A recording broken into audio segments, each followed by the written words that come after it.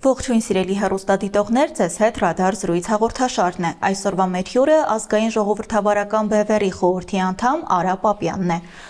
Ողջույն, պարոն Պապյան։ Պարոն Պապյան, շնորհակալ եմ շատ հրավերը ընդունելու համար։ Ուրախ եմ հանդիպելու։ Պարոն Պապյան, սկսենք ձեր քաղաքական ուժից։ Հիմա բոլոր քաղաքական ուժերը ակտիվ նախընտրական խորհրդարանական ընտրություններին պատրաստվում են։ Ձեր քաղաքական ուժը մասնակցելու է ընտրություններին, թե ոչ։ Մենք դեռ որոշում չունենք վերջնական, որովհետև քաղաքական իրավիճակը եւ Հայաստանում եւ Հայաստանի շուրջ շատ արագ փոփոխություններ է ենթարկվում։ Մենք քննարկումներ ենք արել եւ շարունակում ենք անել մեր համախոհների հետ, լինի Հայաստանի ներսում, Հայաստանից դուրս, եւ կարծում եմ, որ առաջիկան վերջնական որոշումը կիրականացնենք եւ եթե մասնակցելու ենք, համապատասխան նաեւ մասնակցության ծավալ կասենք։ Ի տարբերություն շատ քաղաքական ուժերի, որ հիմա դուք ասացիք ակտիվ դա անում են, մենք այն ուժը չենք, որ ընտրությունից ընտրությունը ակտիվ անում, մենք բոլոր այս տարիների ընթացքում շատ ակտիվ մասնակցել ենք տարբեր ձևերով քաղաքական կյանքում, լինի փողոցներում, մեր բողոքի հանրահավաքներով, լինի տարբեր երկրների կարևորագույն մայրաքաղաքներում, լինի տարբեր հրապարակումներով, հոդվածներով եւ այլն, այնպես որ մեզ համար այս վիճակը բնական վիճակ է լինել պայքարի մեջ։ Ոմանք հայտարարել են միայնակ մասնակցելու, ոմանք դաշինքներ կազմելու, ձեր թիմը ինչ կարծիք ունի այս մասին, կարող է միանալ Սամվել Կարապետյանին օրինակ կամ ինչ որոշում եք կայացրել։ Մենք նորից եմ կրկնում վերջնական որոշում չունենք, բայց ամենայն հավանականությամբ կգնանք առանց դաշինքի եւ չենք միանա Սամվել Կարապետյանին, այդ մեկը հաստատ։ Պարոն Պապյան, դուք աչքի եք ընկել հակառուսական կեցվածքով, ռուսական քաղաքականության նկատմամբ ձեր քննադատությամբ, ինչպես կպատկերացնեք Սամվել Կարապետյանի հետ ձեր համագործակցությունը, եթե նրան այսպես ասած ռուսական պրոյեկտի համարում են տալիս։ Ես առիթ ունեցել եմ այդ հարցի շուրջ խոսելու եւ որովհետեւ այսպես ասած քննարկումների հարցը շատ པարզ է։ Ընտրությունը երբ որ դու կատարում ես, լինի համագործակցության, լինի པարզ ընտրողից եկող, դու ոչ թե քո ցանկալից ես ընտրում, այլ արկա տեխնացուներից եւ քաղաքական ուժերից, որտեղ եթե ցանկալիով լիներ, բնականաբար մենք կընտրեինք եւ կուզեինք բոլոր ընտրեին ազգաժողովրդավարական բևեռը, բայց դա մենք չենք տեսնում, մենք իրատեսորեն գնահատում ենք իրավիճակը եւ հասկանում ենք, որ մենք չենք լինելու այն ուժը, որը որոշելու է ընտրությունների վերջնական ելքը եւ մեր վերլուծություններն են տալի, որ հիմնական պայքարը ընթանալու է քաղաքացիական պայմանագրի եւ ուժեղ Հայաստանի միջև, բնականաբար այդ երկուսն էլ ամեն մեկ ունենալու է իր արբանյակ ինչ որ խմբավորումներ, կուսակցություններ եւ այլն։ Իսկ ըստ Սամվել Կարապետյանը շանսեր ունի։ Հա, շանսեր ունի, իհարկե շանսեր ունի։ Նիկոլ Փաշինյանն էլ շանսեր ունի։ Հիմա մենք տեսել ենք Նիկոլ Փաշինյանի քաղաքականությունը, որը ի տարբերություն կամ ի հակադրություն իր բազմաթիվ խոստումների պրոարևմտյան չի։ Այն հստակ պրոադրբեջանական է եւ պրոթուրքական է։ Մեզ սա անընդունելի է։ Հետեւաբար հիմա այստեղից շատերը, չգիտես ինչի եզրակացություն անում, եթե ասում ես, եթե երկուսի դեպքում, ասենք նախապատվությունը ավելի կամ ավելի ընդունելի կերպարը, ասենք Կարապետյանը, իսկույն չգիտես ինչի եզրակացություն, որ մենք Կարապետյանին պիտի աջակցեն կամ ոչ աջակցեն։ Խնդիրը այդպես չի դրված։ Մեզ համար հետեւյալն է։ Ոչ նախկին, ոչ ներկա, մենք դա ասել ենք, այսինքն ներկա ուժը դա Նիկոլ Փաշինյանն է, նախկինները Քոչարյանն ու Սերժ Սարգսյանը, բնականաբար, եթե անգամ Սարգսյանը ինք մասնակցեին, մենք այդ ուժերի չէինք որևէ ձև աջակցելու։ Մնացածը արդեն կտեսնենք, թե մեր համախոհները ինչ դիրքորոշում կունենան, բայց կրկնում եմ, դեռ վերջնական որոշում չունենք։ Բայց Սամվել Կարապետյանը իրավունք ունի վարչապետ դառնալու, եթե այլ երկրի քաղաքացի է հանդիսանում։ Հիմա վարչապետի ընտրություններ չեն։ Դրանք առաջիկամ խորհրդարանական ընտրություններ են։ Եվ եթե որևէ ուժ միայնակ կամ համախմբված ձևով 2/3 քվե ստանա խորհրդարանում, կկարողանա փոխել սահմանադրության համապատասխան հոդվածը։ Հիմա ենթադրաբար, եթե ասենք Սամվել Կարապետյանը, ես իրավական ուղին եմ ասում, համախոհները 2/3 ստանան, բնականաբար կփոխեն սահմանադրության համապատասխան հոդվածը եւ այդ արգելքը կվերացվի։ Չեն ստանա, չի վերացվի, եւ հետեւաբար ինչ բայց որ լինում է, լինելու է օրենքի տառին համաձայն, սահմանադրության համաձայն։ Իսկ ինչպես է վերաբերվում մի անձի համար սահմանադրություն փոխելը։ Դա մի անձի համար չի, եթե փոխվի, դա փոխվելու է մի հաղթող կուսակցության համար, դա փոխվելու է 2/3 խորհրդարանում քվե ունեցողների համար, այսինքն լինելու է, որ նրանք ներկայացնում են ընտրողների 67%-ը, հետևաբար մի անձի համար չի, այդ նույն տրամաբանությամբ կարելի ասել Նիկոլ Փաշինյանը, եթե վերակենում ինչ-որ իր խոստումներին հակառակ քայլեր անում, օրինակի համար նույն Արցախի հարցում, չմոռան, որ ԿՊ-ի ծրագրի մեջ Շուշի եւ Հադրութի ազատագրումն էր, իսկ հիմա իրանք հակառակն են պնդում։ Եվ դա հիմնավորում են անով, ասում է ժողովրդին քվե է տվել, թե ժողովուրդը իրեն այդ հարցով քվե չի տվել, որտեղ ներկայացվել է մեկ այլ ծրագիր, արվում է։ Հիմա այս պարագային հայտարարվում է, դա իրանց ծրագիրն է, իրենց ոնց որ ասած իրավաբանների գտած տարբերակն է, ես հարցի մասնագետը չեմ սահմանադրական իրավունքի, բայց եթե տրամաբանությունը ուշում է, եթե օրենքը փոխվում է, բնականաբար անօրինական չի լինում։ Հետևաբար, եթե 2/3-ով կարողանան փոխել, ուրիշ հարց, բայց ճիշտ ասած ես մի քիչ մեծ կասկածում եմ, որ հնարավոր կլինի որևէ մի քաղաքական ուժի 2/3 քվե ապահովել խորհրդարանում։ Նաև Նիկոլ Փաշինյանն է, գիտեք, խոսում 65 եւ ավել տոկոսի մասին։ Խոսքը 2/3-ի մասին է խոսքը։ Իրատեսական չի, որովհետև իմ հաշվարկներով երկու ուժն էլ 20-ից 30%-ի միջև այդքան քվե կհավաքեն եւ ամբողջ հույսը նրա վրա է, որ իրենց կհաջողվի յուրաքանչյուրը իր, այսպես ասած, արբանյակ, ինչպես ասեցի, կուսակցություններին խորհրդարան անցկացնել, հետո դրանց կգումարվի այն այսպես կոչված փոշիացած ձայների համապատասխան մասը իրենց, այդ կվերաբաշխվեն, դրանով կարողանան հաղթահարել 50%-ի շեմը եւ կարողանան ձևավորել կառավարությունը։ Տեսեք, իշխանությունը հաճախ նշում է, որ Սամվել Կարապետյանի ունեցվածքը դրսում է եւ նա չի կարող անկախ արտաքին քաղաքականություն վարել։ Ինչ եք կարծում։ Իսկ Նիկոլ Փաշինյանի ունեցվածքը որտեղ է, որ ինքը ոչ անկախ քաղաքականություն է վարում է Բաքվի հանձնարարականների հիման վրա։ Հետևաբար ազդեցության ու լծակի տակ լինելը միայն ունեցվածքով չի պայմանավորված։ Այո, դա գործոն է, որ կարա ազդի բացաբար, դա կա, բայց մյուս կողմից էլ այնպես չի, որ Հայաստանը, գիտեք, գերանկախ քաղաքականություն է վարում, հիմա ինչ-որ մի բան պիտի փոխվի։ Ասում են կարող է Հայաստանն ընկնի Ռուսաստանի ազդեցության տակ, իսկ կներեկում ազդեցության տակ է հիմա Հայաստանը։ Նիկոլ Փաշինյանը, որ եկավ իշխանության, մեր արտահանման 17-18%-ն է Ռուսաստան, հիմա 35-36։ Իսկ մենք ավելի կախյալ ենք այսօր Ռուսաստանից, քան առաջ ենք, թեև անընդհատ խոսում է ինքնիշխանության մասին։ Հետևաբար, գիտեք, կարևորը թվերն են եւ ոչ թե հայտարարությունները։ Հաշվի առնելով Ռուսաստանը հայ բիզնեսմեն լինելու փաստը, օրինակ ինչ է կարծում, Կարապետյանը կկարողանա ինքնուրույն հարաբերություններ կառուցել, օրինակ Թուրքիայի հետ եւ չստորադասել հայ-թուրքական հարաբերությունները ռուս-թուրքական հարաբերություններին, որովհետեւ օրինաչափորեն դրանք ինչպես Հայաստանի, այնպես էլ Ռուսաստանի համար տարբեր շահեր են ենթադրում։ Այո, տարբեր շահեր են ենթադրում, եթե շահերը կարեն հակադարձել, բայց եթե ինքը ընտրվի, ինքը դառնալու Հայաստանի վարչապետ, չէ՞, արդեն ոնց որ ասած, այդ դեպքում պիտի ժողովուրդը եւ իրենք հավետվածները պահանջեն, որ ինքը իր խոստացածը չի անում, որտեղ ինքը այլ խոստումներով է, չէ՞, գալու հաստատ չի ասելու, որ այս ռուսական շահեր են պաշտպանելու։ Հիմա թող ժողովուրդը նույնը կրկնեմ հարցնի Նիկոլ Փաշինյանից։ Նիկոլ Փաշինյան, դու այլ բաներ ես մեզ խոստացել, հիմա լրիվ այլ քաղաքականություն ես իրականացնում։ Հիմա նույնն էլ այնտեղ կարա լինի, ես ոչինչ չեմ բացառում, երկուսն էլ կարող է լինի։ Նույն Նիկոլ Փաշինյանի վերընտրվել դեպքում որևէ երաշխիք չկա, որ Նիկոլ Փաշինյանը կարող է մի բան ասի հիմա եւ անի մի եկալ ուրիշ բան, հատկապես երբ որ մենք դա տեսել ենք եւ ցանկացած այլ անձ։ Գիտեք, երբ որ անդիմություն ես կամ ընտրապայքարի մեջ ես, այլ տրամաբանություն է գործում, այլ տրամաբանությունը, երբ որ այդ մարդիկ գալիս են իշխանության, ինչպես Նիկոլ Փաշինյանն ասեց, դե ասեց հիմա իրավիճակը փոխվել, դրա համար մենք անում ենք այլ քաղաքականություն։ Կարա իրավիճակը փոխվի հօգուտ Հայաստանի եւ ի վնաս Հայաստանի։ Ես մի բան կարող եմ ասել,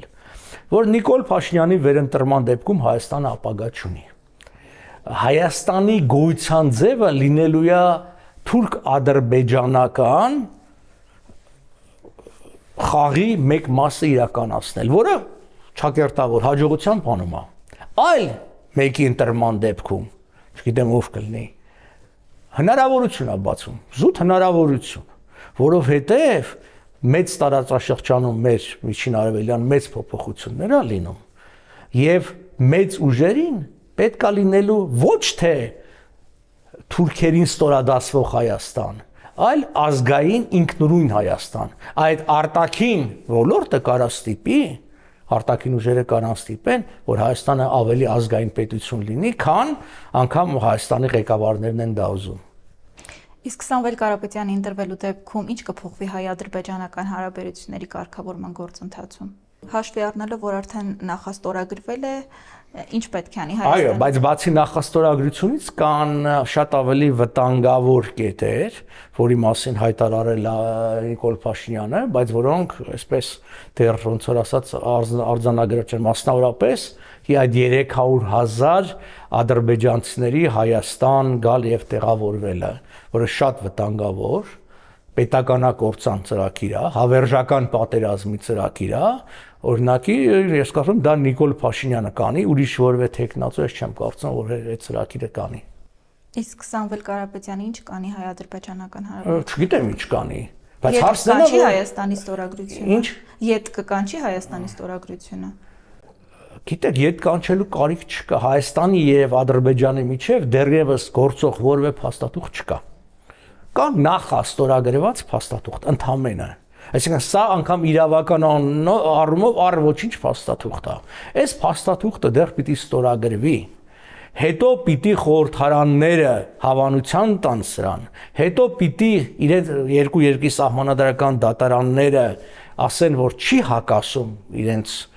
ներքին օրենսդրությանը եւ միջազգային պարտադրանքներին, նոր դրանից հետո նախագահները վավերացնեն, ուժի մեջ մտնի։ Հետևաբար այն խոստումները, որ ասում են այ շուտով կստորագրվի, ես կասկած չունեմ, որ շուտով կստորագրվի։ Բայց արդյոք շուտով ուժի մեջ կմտնի, ես մեծ կասկած ունեմ եւ ավելին կասեմ, չի մտնել ուժի մեջ։ Ադրբեջան տարիներով ձգելու է եւ մեզանից քայլ առ քայլ պոկելու է այն ինչ որ պետք է եւ վերջում էլ պատերազմը սկսելու ինչ որ պատերվակ բռնելով այդ պահանջներից որևէ մեկի չկատարումը իր համար լնելու է կազուսպելու պատերազմի պատճառ եւ ինքը պատերազմը սկսելու մենք կանգնելու ենք մի իրողության առաջ որ տվել ենք ամեն ինչ հանուն այսինքն վճարել ենք հանուն այդ խաղաղության, բայց այդ վճարը գնալու է կորի եւ պատահական չի որ Ադրբեջանը մեր սահմանի բոլոր բարձր կետերն ու Հայաստանը վերահսկող բարձունքները արդեն վերցրել է իր վերահսկողության տակ։ Դա անում են միայն այն դեպքում, երբ որ պատերազմի են պատրաստում։ Համատեք բյուջեն եւ բյուջեի աճը Ադրբեջանում Եվ Հայաստանում բյուջեի կրճատումը, ռազմական բյուջեի ծախսը 3 անգամ ավելի քիչ բնականաբար բյուջե ունենք, այդ հասկանալի է, մենք չենք կարող այդպես չափ բան անենք, բայց այն որ իրանց մոտ բյուջեն մեծանում է պատերազմի եւ մեծանում է 250-300 միլիոն դոլարի չափով տարվա մեջ, որը մեծ գումար է, դա ցույց է տալիս, որ որևէ խաղաղության միտում չկա։ Իսկ Հայաստանում քաղաքական որոշումները որքանով են կախված Ռուսաստանից։ Հիմա մենք ինքնիշխան պետություն ենք, թե ազդեցության գոտի։ Չէ, մենք ինքնիշխան պետություն։ Նիկոլ Փաշինյանը 11 անգամ խոսկացել է հապկից դուրս գալ։ Մենք հապկի անդամ ենք, թե ոչ, իհարկե բանը։ Մենք այն բոլոր կազմակերպությունները, որի անդամ ենք, որը այսքան քննադատել է ներկա իշխանությունը, չէ, ԵԱՏՄ, ՀԱՊ, ԿՊՀ, չգիտեմ ինչ։ Նայեք մեր քվեարկությունները ՄԱԿ-ում, այս 7 տարվա ընթացքում Նայեք Սիրիա զորք ուղարկելը, մենք միակ պետությունն ենք եղել, որը զորք է ուղարկել Ռուսաստանի հետ միասին կռվելու արևմուտքի շահերի դեմ։ Հիմա այսքանից հետո, այսինքն որևէ կարա մտածի, որ մենք Ռուսաստանի վերահսկողության տակ չենք, Բա ոնց ենք զորք ուղարկում Սիրիա ռուսական կողմից կռվելու համար կամ բա ինչու ենք առ այսօր այդ կազմակերպություններով դե լավ ասում են որ այս օլիգարխները որոնք գնահատվում են ռուսական, պրոռուսական, պրոբելարուսական հանցագործ են սա են լավ բա ինչի բանտերում չեն հենց դա էլ կախվածության ցուցանիշն է որ Հայաստան ինքնիշխան չի ինք անգամ դատական իշխանություն չի կարող իրականացնել իր երկրի ներսում ինքնուրույնաբար գործերը հարուցվում են, բայց որևէ գործ չկա, այսպես կոչված այդ պրոռուսական, պրոբելարուսական եւ այլ օլիգարխների մեջ, որոնք մեղադրվում են ամեն օր լսում ես իշխանությունը մեղադրում է, սրան, նրան, մեկին չգիտեմ, հանցագործ, մեկին լրտես, մեկին մանկապիղծ, մեկին բան, ուրա բա քրեական գործերն ուր են։ Ոչ մի քրեական գործ չկա, առավել եւս չկա, ուժի մեջ մտած դատավճիռ։ Հետևաբար մենք ինքնիշխան պետություն չենք։ Իսկ ձեր կարծիքով առանց Ռուսաստանի ազդեցության ընդդիմությունը ինչ իրական ազդեցություն կարող է ունենալ։ Առանց Ռուսաստանի անմիջական ազդեցության։ Նայած թե ինչ ընդդիմությունը տարբեր է, որտեվ ընդդիմություն կա, որը ուղղակի է, այսպես ասած, ձեր ասածով ֆինանսներով է կապված, ընդդիմություն կա, որը ձևանում, որ արևմտյան է, բայց ամբողջ ուշք ու միտքը Նիկոլին պաշտպանել եւ Նիկոլ Փաշինյանի միջոցով խորհրդարան մտնելն է։ Հիմա դուք ում եք համարում իրական ընդդիմություն։ Մենք մեզ ենք համարում իրական ընդդիմություն, դա ման որևէ աջակցություն չունենք որևէ մեկի կողմից, որովհետեւ մենք չենք սպասարկում որևէ մեկի շահ, օլիգարխ, երկիրի կամ բան,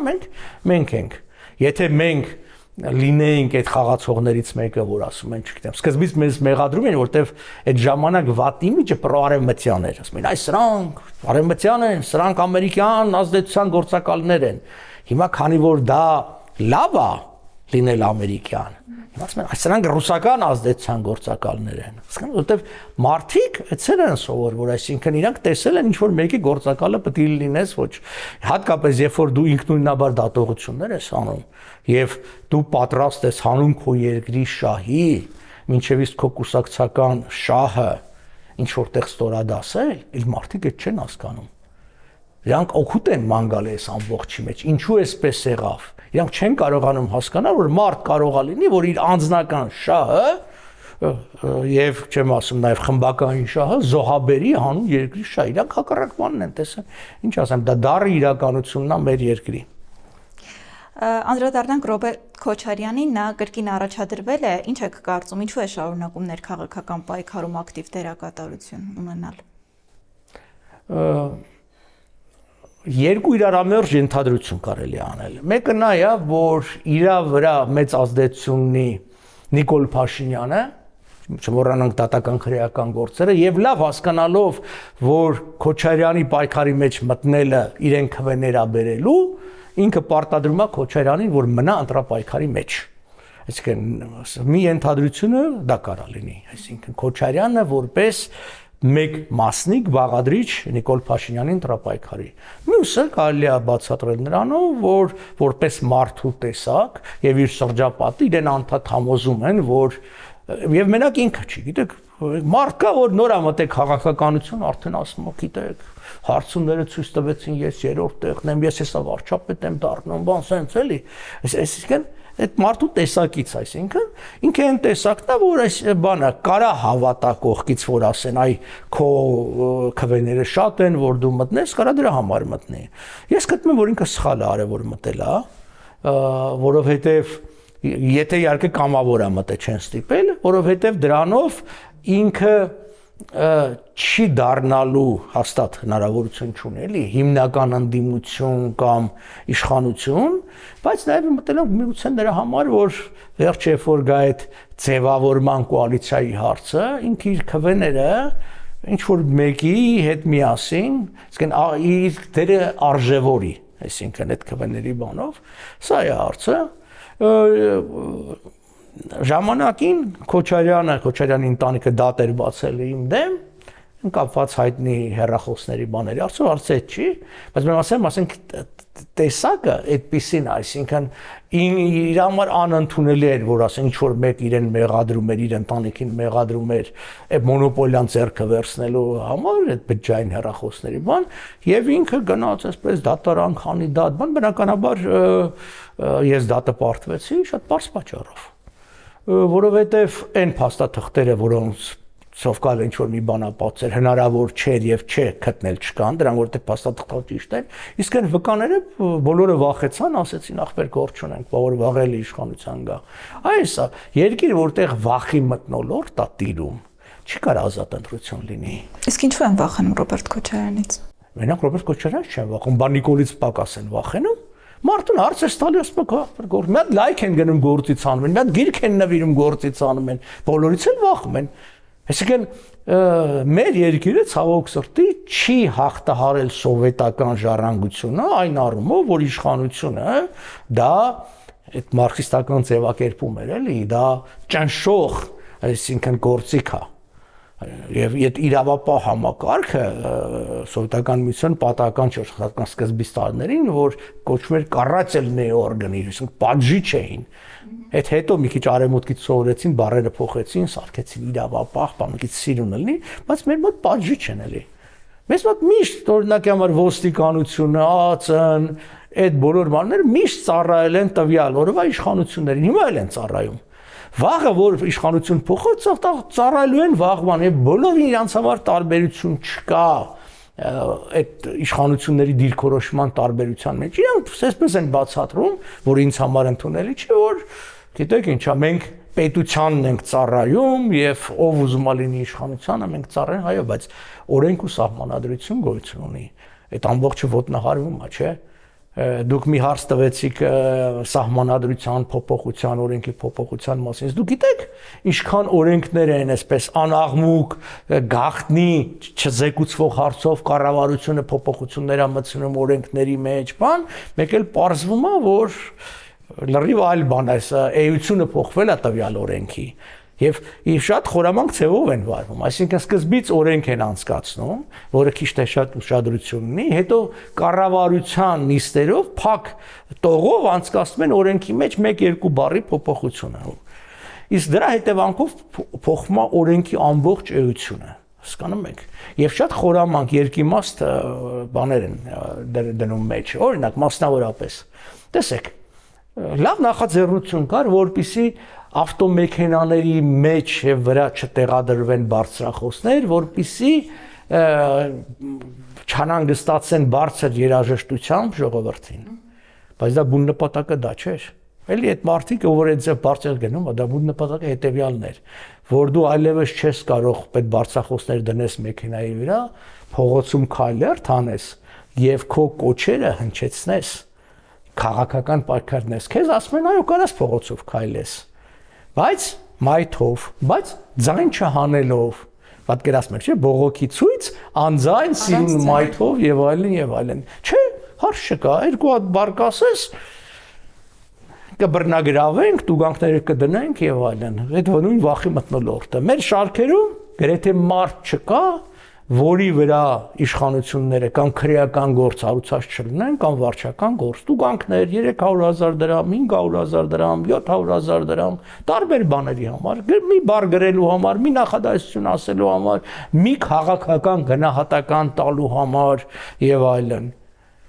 Դրա համար այդ վախի մթնոլորտը կա։ Պարոն Պապյան, ձեր գնահատմամբ ընդդիմադիր դաշտի առաջատարը հիմա ով է, Քոչարյան թե Կարապետյան։ Կարապետյան։ Միանշանակ Կարապետյան։ Քոչարյան դերը ուրիշ է։ Քոչարյանի դերը նա է, որ ինքը նախ կրկնում եմ օգնի Փաշինյանը ավելի շատ քվե հավաքի մեկ, եւ երկրորդը, երբ որ կգա կառավարության ձևավորման պահը, այդ հավաքած քվեների ազդեցությունը, այսպես ասած, կոնվերտացիանի վերափոխի ինչ որ քաղաքական ազդեցության։ Սա է։ Տեսեք, ՀՀԿ-ն Սերժ Սարգսյանը չեն շտապում ընտրություններին իրենց մասնակցության մասին հայտնելու։ Ինչ եք կարծում, ինչու են այդպես անում։ Մենք էլ չենք շտապում, որովհետև իրենք տեսնում են, մենք էլ տեսնում ենք, որ եւ ներքին փոփոխությունները Եթե չասեմ ամեն օր, ապա շաբաթը 2-3 օրվա մեջ մենք տեսնում ենք ինչ որ մի բան է փոխվում, որտեղ անդադ վերադասավորումներ են լինում, անընդհատ ինչ որ գործընթաց է գնում եւ այլն։ Եվ արտաքին քաղաքական։ Եվ մենք անդադ խոսում ենք բանի մասին, Ռուսաստանի մասին, բայց այդտեղ շատ ավելի կարևոր է ես կասեի, այն ինչ որ ընթանում է Իրանում եւ Իրանի ապագան, որտեղ Իրանը այս վարչախմբով, այսինքն որ մնա իշխանապողություն չլինի, եւ Իրանը նոր վարչախմբով, եթե իշխանապողություն լրիվ տարբեր բաներ են Հայաստանի համար, Հայաստանի արտաքին քաղաքականության հնարավորությունների համար։ Այսինքն Իրանը եթե նոր իշխանություն ունենում, արևմուտքի հետ հարաբերությունները արդեն ավելի բնականon զարգացած, մենք հնարավորություն ենք ունենում արդեն ոնց որ ասած առանց այլևալության արևմուտքի հետ խորացնել, զարգացնել մեր հարաբերությունները եւ Ադրբեջանն է կորցնում իր կարեւորությունը։ Ադրբեջանը դադարում է լինել այն ստրատեգիական կարևոր օղակը Իսրայելի համար Իրանի դեմ եւ արևմուտքի համար Իրանի դեմ եւ առաջ է մղվում արդեն Իսրայել-Թուրքիա հակասությունը, որը այլ միջավայր է ստեղծում, որը բերում է նրան, ինչ որ ես ասեցի իմ խոսից մեկի ժամանակ, թուրքահաճո կառավարության փոխարեն Հայաստանում արդեն կարիք ազգացվելու ազգային իշխանության։ Դրա համար անկախ նրանից ով որ կընտրվի այս ընտրությունների ժամանակ, սա լինելու է ժամանակավոր անցումային կառավարություն։ Այսինքն 5 տարվա ժամկետը չի լինելու են վաղաժամ ընտրություններ, որի միջոցով կհամապատասխանեցվի Հայաստանի ներքին կառավարման համակարգը արտաքին նոր կամ հնարավորություններին կամ մարտահրավերներին, կախումուն թե ինչ վիճակ կլինի։ Ես հույս ունեմ, որ իշխանապողություն այնուհանդերձ Իրանում կլինի եւ մեր ժողովուրդը եւ մեր պետությունը նոր հնարավորություններ կստանա։ Իսկ ինչ է կարծում Սերժ Սարգսյանը կմասնակցի ընտրություններին։ Չգիտեմ, գիտեք, եկեք մի քիչ հարցին հետևյալն նայենք, էլի, այդ արտաքին մասնակցությունը էական չի։ Սերժ Սարգսյանը որ հրաժարական տվեց եւ գնաց, երկար տարիներ ինքն էլ էս երկիրը կառավարում Նիկոլ Փաշինյանի միջոցով։ Նրա ազդեցությունը այնքան մեծ էր Նիկոլ Փաշինյանի վրա եւ հարցեր էին լուծում։ Սերժ Սարգսյանի բոլոր օգնականները մեծ պաշտոններ ստացան։ Չեմ ասում, ինչ որ պաշտոն, այն մարդիկ, ովքեր հայեցողական պաշտոնի վրա են եւ իրա հետ էին ամեն օր։ Միայն այս ցուցանիշը արդեն այնց տալիս, որ այդ ամբողջը եղել է համագործակցություն։ Դե հասկանանք մի բան, էլի, որ Նիկոլ Փաշինյանը ասում է, ես հեղափոխություն արեցի, դուք էլ արեք եւ այլն։ Ակնհայտ է, չէ՞, երբ որ 10-12 հոգի մարդ Գյումրիից քայլում են Երևան եւ հանրային հեռուստատեսությունից 2 անգամ գնում են հարցազրույց են հետները վարում ցույց են տալիս գալիս են մի 10 հոգով փակում են Երևանի կենտրոնական փողոցներից մեկը ոչինչ չկա եւ այլն այդ ամբողջը այդ պատահական չի լինում դա այսինքն համաձայնեցված եւ այլն մենք գիտենք մենք 1000, 2000, 3000, 5000 օկեանոց, 7000 օկեանոց ցույցեր են կարել, մեր այսպես ասած երթերը չեն լուսաբանվել հանրայինով, իսկ 12 օկեանոցը լուսաբանվել է։ Ոչ միայն մենք եւ այլոք բաները մենք տեսել ենք մեր նկատմամբ ինչպիսի ճնշում է իրականացվել, այ հիմա էլ որ մենք փորձում ենք հասկանալ, այլ որտեղ ասում են, բայց ինչի եք ասում, որ այս ուժը իշխանության աջակցությունն ունի, իշխանության ասում են, որտեղ շատ պարզ է, որովհետև մենք դեռ բան չարած մեզ գցում են պատժամիջոցների տակ, այս օրինակի համար անգամ թույլ չեն տալիս սքո սրահ վարձել Գյումրիում, որսի հանդիպենք մեր համախոհների հետ, իսկ դուք գնում եք ձեզ իշխանությունը համարը ձերի տալիս է լավագույն սրահները։ Անկախ դրանից ինչ եք խոսում, որովհետև խոսալը կարևոր չի, որովհետև եթե իմ նպատակն է այսօր իշխանության համար հավաքել ազգային ձայները կամ պրոռուսական ձայները կամ չգիտեմ արևմտյան ձայները ես ուրեմն այդ ձև պիտի խոսամ տվյալ անձ այդ ձև է խոսում այդ հետո բանից հետո եթե խորհրդարան մտան պարզ կլինի այդ քվեներն ուրա գնալու որտեղ կարան ասենք գիտեք այո մենք խոստացել էինք որ չենք միանա այս ինչի հետ բայց իրավիճակը փոխվել հո մենք չենք թողնի ասենք ռուսական դրածով Սամվել Կարապետյանը գա իշխանության դա համար մենք պետք է Նիկոլ Փաշինյանին տանք այդ դեպքում կպարզվի որ այդ գլխից այդ խաղի մի մասը կամ հակառակը կարա լինի դա համար կրկնում եմ ինքնուրույն խաղացողների համար դժվար է իսկ ձեր կարծիքով ով ունի ավելի մեծ ազդեցություն ընդդիմության վրա Ռոբերտ Քոչարյանը թե Սերժ Սարգսյանը Իմ կարծիքով Սերժ Սարգսյանը։ Սերժ Սարգսյանը ինքը այսպես խորքային խաղացող է, չերևացող, այդ իր շախմատային մտածողությունը, վերադասավորումներ, բաներ եւ այլն։ Քոչարյանը այլ բնույթի է։ Այսինքն Քոչարյանն ավելի կոշտ բնույթի խաղացող է։ Նրանց միջև հակասությունները խանգարում են ընդդիմության կոնսոլիդացիային։ Ես կարծում եմ, այսպես թե այնպես չէր կոնսոլիդացվի ընդդիմությունը։ Այդ որ խոսում ենք ինքներս շատ ենք փորձել արտախորհրդարանական ընդդիմության ուժերի հետ կլոր սեղաններ են կազմում եւ այլն։ Անկամ այն փոքր քաղաքական ուժը, որը բառացիորեն կրկնում է ինչ որ դու անում ես, անկամ ինքը պատրաստ չի միավորվելու քո հետ։ Ինքը ուզում է, որ դու իրան միավորվես։ Հասկանում ես, թեև տվյալ ուժը կարող է 30 հոգի էլ չունենա փողոց դուրս հանելու համար, բայց դա կուսակցությունն է գրանցվել։ Հիմա էլ մենք կտեսնենք նաև այս ընտրությունների ժամանակ ահագին արդեն մոտ համարյա մի 20 հոգի հայտարարել է, չէ՞, մոտ այդքան փոշիացնելու համար։ Հիշեցնեմ ձեզ, որ 18 թվականի ընտրություններին 11 կուսակցություն եւ կուսակցության դաշինքեր մասնակցում, փոշիացավ 15%-ը, 21-ին արդեն 25-ներ մասնակցում, փոշիացավ 20%-ը։ Այսինքն ինչքան մասնակիցների թիվը շատ լինի, այնքան փոշիացումը շատ է, որ նշանակում է այնքան առաջի ուժը, ով որ կլինի, նա շատ ավելի մեծ մասնաբաժին է ստանալու։ Այդ դրա համար օրինակ իշխանությունը, որը մտածում է, որ ինքն ալնելու առաջինը, եւ շատ հավանական է։ Միայնակ ինքն ալնելու, բայց համախառով մենք չգիտենք դեռ։ Փորձում է ստեղծել է դաշտ անետել տարբեր կուսակցություններ, որոնք անգամ այդ $20,000 մասնակցության հաստատ չունեն մասնակցելու,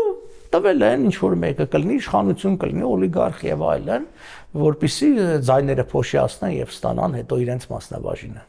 Իսկ ինչն է խանգարում ընդդիմությանը ձևավորել անկախ եւ հստակ ազգային օրակարգ։ Ինչու հիմա չեն միավորվում։ Ընդդիմությանը։ Այո։ Որովհետեւ տարբեր տեսակետներ ունեն եւ տարբեր շահեր ունեն։ Նորից եմ կրկնում։ Մենք օրինակի համար փորձ ենք անում եւ այն ուժերը, որոնց հետ մենք ունենք գաղափարական ընդհանրություններ, որպես կան դրանք փոքր քաղաքական ուժեր են։ Հա, միավորվենք, չմիավորվենք, հարցը չի փոխելու, որովհետեւ չկա այդ ռեսուրսը, իրանք չունեն այդ ռեսուրսը, որը ասենք մեզ հետ միավորվի ինչ որ բան կփոխի։ Նրանք ովքեր ունեն ռեսուրս, չմոռանանք այս ընտրությունները միլիարդատերերի ընտրություն է։ Նիկոլ Փաշինյան, Սամվել Կարապետյան, Քոչարյան, Սարգսյան, 4 միլիարդատեր է մասնակցում ընտրություններին։ Հիմա այս փողի դեպքում, այսինքն ոնց են մյուս քաղաքական ուժերը կարողանալու, ել չեմ ասում են վաղ։ Ծառուկյանի մասին։ Հակակ Ծառուկյանն էլ էլ մի ուրիշ միլիարդատեր, այսինքն հիմա ու Սարգսյանը դեռ բանա չգիտեն կմասնակցի թե չէ, բայց հեսա։ Այսինքն եթե համեմատում ես 21 թվականի համեմատ, որը 18-ին էլ բանը որ էլի դե փողը դեր ունեցել է Հայաստանում, բայց երբեք այս աստիճան չի եղել։ Այս աստիճան չի եղել, որտեվ հիմա առնվազն մի 0 պետք է ավելացնել կամ 2 0 պետք է ավելացնել այն գումարներին, որոնք առաջներում այսինքն ծախսվում էին։ Տարբեր շահեր կան, խմբակային շահեր կան, աշխարհակաղակական մոտեցումներ կան։ Օրինակ մենք հիմա ոնց ասենք միավորվենք պրոռուսական ուժի հետ կամ աջակցենք, թեև բոլոր բամբասանքներին, մեր ասծային զառանցանքներին, բան, երբ որ մենք միակ քաղաքական ուժն ենք եղել, որ եւ 18 թվականին, եւ 21 թվականին, եւ հիմա էլ ծրագրային հիմնադրույթ ունենք եւ նաեւ ընտրական, որ ասենք, որ Միացյալ Նահանգների հետ դաշնակցային հարաբերությունների ստեղծում, այն է լինել Միացյալ Նահանգների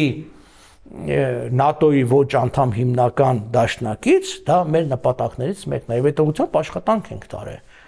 Հիմա քանի կուսակցություն կա, որ նման ծրագրային հիմնադրույթ ունի։ Չկա։ Ուրիշ բան, որ հիմա բոլորը իհարկե ամերիկան մի քիչ ուժեղացել է այս մեր տարածաշրջանում, բոլորը դառել ամերիկյան, մեզ էլ էս արմունկներով բրթելով իրանք առաջ են գնում։ Բայց դա սուտ պատեհապաշտական մոտեցում է։ Մեզ մոտ դա սկզբունքային է, որտեղ մենք դա արել ենք այն ժամանակ, որի համար մենք հալածվում էինք։ Եվ դրանով հանդերձ, երբ որ տեղը գալիս է քննադատելու Միացյալ Նահանգներին, մասնավորապես թրիպի արծով, որտեղ դա ոչ թե մենք թրիպին ենք դեպ բավարար չի մեզ այս թրիպի այս կարգավիճակը, այսինքն սա թերի է, կիսատ է, իսկ կիսատ գործը նշանակում է համարյա անգործության հավասար մի բան։ Հա, այս ամբողջը մենք քննադատում ենք, մենք կախվածություն չունենք անգամ Միացյալ Նահանգներից։ Պարոն Պապյան, կարող ենք ասել, որ Հայաստանում նախկինների ազդեցությունը ոչ թե նվազել է, այլ պարզապես փոխել է ձևը։ Ես ժամանակին Ռումինիայում Բուխարեստում եմ աշխատել, մեր դեսպանատանը, եւ մի ընտրություններից առաջ մի բարձրաստիճան ռումինացու հարցրեցի, նստականներն էր դեռ, ասի կարող է կոմունիստները վերադառնան, նկատի ընտրություններով։ Ասես ուր են գնացել, որ վերադառնան։ Հիմա դուք ասում եք նախկինների ազդեցությունը, նախկինների ազդեցությունը միշտ էլ եղել է, ով նախկին չի։ Այսինքն այդ ազդեցությունը եղել է եւ կա նույն օլիգարխներն են, այսինքն որոնց սկզբից մեղադրում էին, ասում էին օլիգարխ են, էսեն են, հետո ասած չէ, իրանք բիզնեսմեն են, հիմա արդեն լավն են, քանի որ մեզ են նվիրատվություններն անում, մեր ձեռի տակ են, իրանք լավն են։ Այսինքն տնտեսական դաշտում ոչինչ չի փոխվել։ Էլի նույն, ինչ ասեմ, կամ մենաշնորհներն են կամ բան։ Պարզապես իշխանությունն է փոխվել։ Եթե մի շրջան այն իշխանության մերձավորներն էին ստանում պատվերները եւ հաղթում տենդերները, հիմա այս իշխանության։ Ավելին ասեմ ցես, եթե համատում եք ճակերտավոր ներկա ժողովրդավար իշխանության կառավարության նիստերը եւ փակ հարցերը, չզեկուցվող հարցերի քանակը, դրանք մի քանի անգամ շատացել են, քան նախորդների ժամանակ։ Այդ նշում է ժողովրդավարությունը անկում ապրել։ Ժողովրդավարությունը դա է, որ դու իմանաս քո փողերը ոնց են տնօրինում եւ ոչ թե այն որ ասում դե դու կարակ ամեն ինչ էլ Facebook-ում գրենք, թե սուտ են ասում, այդ է։ Մյուսը, երբ որ մենք նայում ենք նույն այսպես ասած տենդերների անցկացումը, որը մեղադրում ենք նախկիները եւ ճիշտ էինք մեղադրում, որ դրանք հաճախ Սարքովի են եւ այլն ձևական են, այդ ընկերությունները հաղթումա ոչ թե արդարը եւ ճիշտը, այլ հաղթումով կապեր ունի, բայց ձևական գոնե տենդեր էր անցկացում։ Հիմա մեկ անձից կատարած գնումների, երբ որ նայում եք ցանկն ու թիվը, մի քանի անգամ շատացել է։ Անկամ այդ ձևական քայլը չեն անում։ Իրանք ասում են մենք սենց ենք ուզում, սենց էլ պիտի լինի։ Ընկերություն է ստեղծվում, 3 օր հետո պետության կողմից մի քանի միլիոն դոլարի պատվեր է ստանում։ Ոնց կար այդ ձև բան լինի, այսինքն որևէ անցյալ այդ ընկերությունը որ գնա բանկից $10,000 վարկ ուզի, չեն տա անգամ։ Բայց պետությունը պայմանագրեր է կնքում միլիոնավոր, տասնյակ միլիոնավոր դոլարներ։ Հետո երբ որ մի քիչ քերում ես, հասկանում ես, թե ով է այդտեղ բաժնը կամ ում է պատկանում։ Ի վերջո բաց այդ կամ ամաց, տեսնում ես, ծեր ասած ոչինչ չի փոխվել։ Այս արծը Հայաստանում հեղափոխությունն անավարտ է։ Եվ ես թերահավատ եմ ցավոք սրտի, որ այս հեղափոխությունը կավարտվի ի վերջո։ Այն ձևով, որ մենք ուզում էինք արդարություն, կոռուպցիայի դեմ պայքար, իսկապես արևմտյան կողմնորոշում, չգիտեմ, բանակի հզորացում, չէ։ Ուղղակի այս իշխանությունը բոլորից շատ ավելի լավ է տիրապետում խոսքի արվեստին, ժողովրդին իր ուզած ձևով ներկայացնելու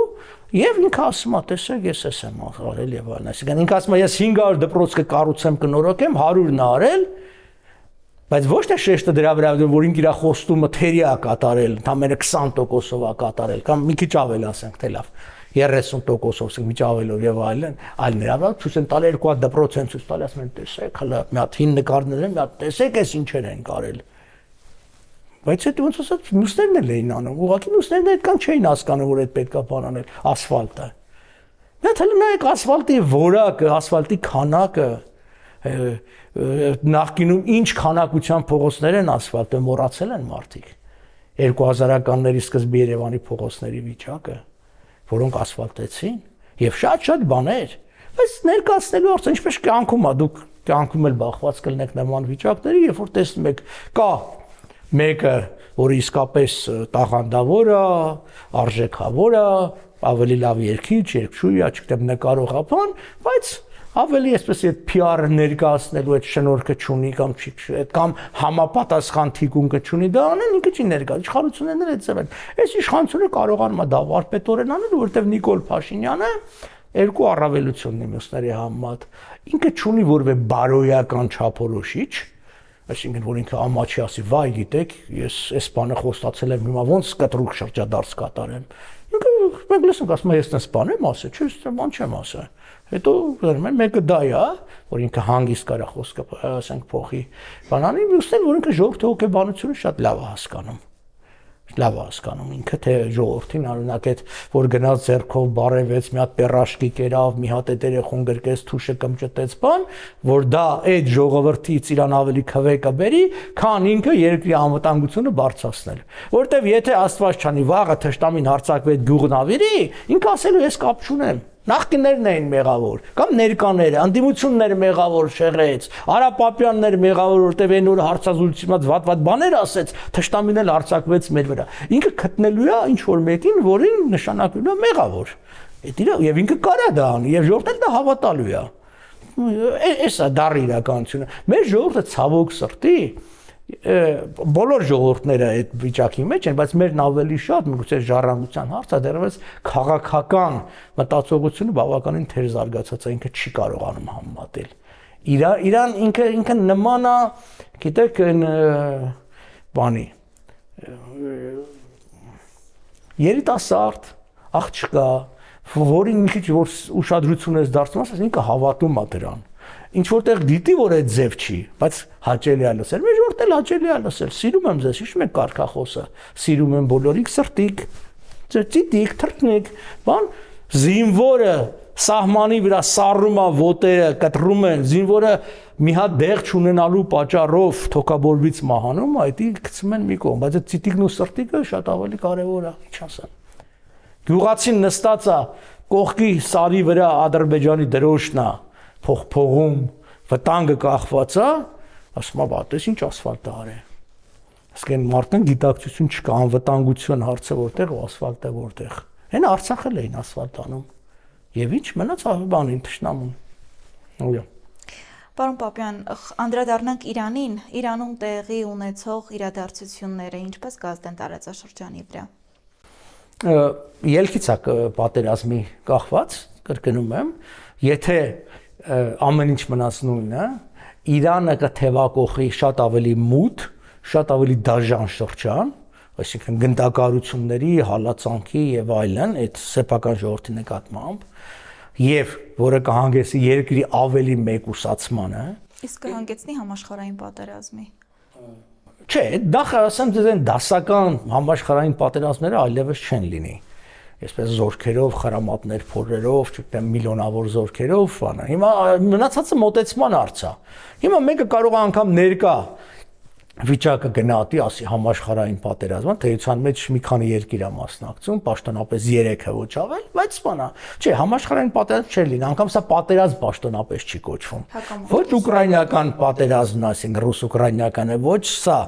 պատերազմ չէ, բոլոր ինչ-որ հատուկ գործողություններ, ռազմական գործողություններ, մեր դեմ էլ որ Ադրբեջանը Արցախում գործողություն սկսեց, էլի կոչվում է հակատերորիստական գործողություն։ Չէ, դրան չի հանգեցնի, բայց արդեն ցույց է տալիս, որ չնայած Իրանի ձգտումին ներքաշելու պատերազմի մեջ հնարավորին չափ շատ երկրներ, մասնավորապես արաբական երկրներ, դա չի հաջողվում։ Ինձ թվում է ամերիկացիք զսպում են։ Ինչու են զսպում արաբները, որտեղ իրանք լավ գիտեն, եթե արաբները հակադարձեն կամ ավելի մեծ չափերով միջամուխ լինեն, Իրանում կարող է ազգայնական շարժումը